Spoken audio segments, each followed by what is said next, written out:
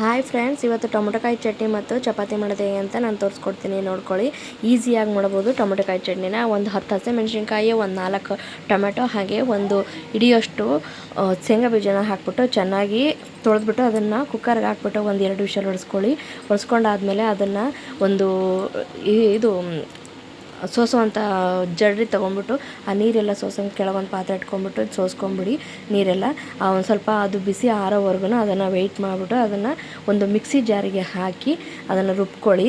ಅದಕ್ಕೆ ಏನೇನು ಹಾಕಬೇಕು ಅಂದರೆ ಆ ಎಲ್ಲ ಬೇಯಿಸಿರೋ ಅನ್ನ ಹಾಕ್ಬಿಟ್ಟು ಹಾಗೆ ಒಂದು ಸ್ವಲ್ಪ ಕೊತ್ತಂಬರಿ ಸೊಪ್ಪು, ಬೆಳ್ಳುಳ್ಳಿ, ಹಾಗೆ ಒಂದು ಸ್ವಲ್ಪ ಉಪ್ಪು ಹಾಕಿ ಚೆನ್ನಾಗಿ ಮಿಕ್ಸಿ ಮಾಡ್ಕೊಂಬನ್ನಿ. ಮಿಕ್ಸಿ ಮಾಡ್ಕೊಂಡಾದ್ಮೇಲೆ ಹಾಗೆ ಒಲೆ ಮೇಲೆ ಒಂದು ಪಾತ್ರೆನ ಇಟ್ಬಿಟ್ಟು ಅದಕ್ಕೆ ಒಂದು 2-3 ಟೇಬಲ್ ಸ್ಪೂನಷ್ಟು ಎಣ್ಣೆಯನ್ನು ಹಾಕಿ ಅದಕ್ಕೆ ಸ್ವಲ್ಪ ಸಾಸಿವೆ, ಹಾಗೆ ಸ್ವಲ್ಪ ಹಿಂಗು, ಹಾಗೆ ಸ್ವಲ್ಪ ಈರುಳ್ಳಿನ ಸಹಿತ ಸೇರಿಸ್ಬಿಡಿ.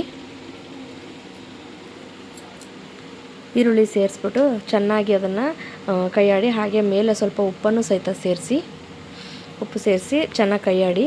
ಆಮೇಲೆ ನಾವು ಮಾಡ್ಕೊಂಡಿರೋ ಅಂಥ ಚಟ್ನಿಯನ್ನು ಸಹಿತ ಅದಕ್ಕೆ ಸೇರಿಸಿ ಚೆನ್ನಾಗಿ ಒಂದು ಸ್ವಲ್ಪ ನೀರು ಹಾಕ್ಬಿಟ್ಟು ಸಹಿತ ಸೇರಿಸ್ಬಿಡಿ. ಹಾಗೆ ಚೆನ್ನಾಗಿ ಅದನ್ನು ಮಿಕ್ಸ್ ಮಾಡಿ ಒಂದು ಕುದಿ ಬರೋವರೆಗೂ ಕುದಿಸಿ ಇಲ್ಲಿಗೆ ಚಟ್ನಿ ರೆಡಿ ಆಗುತ್ತೆ.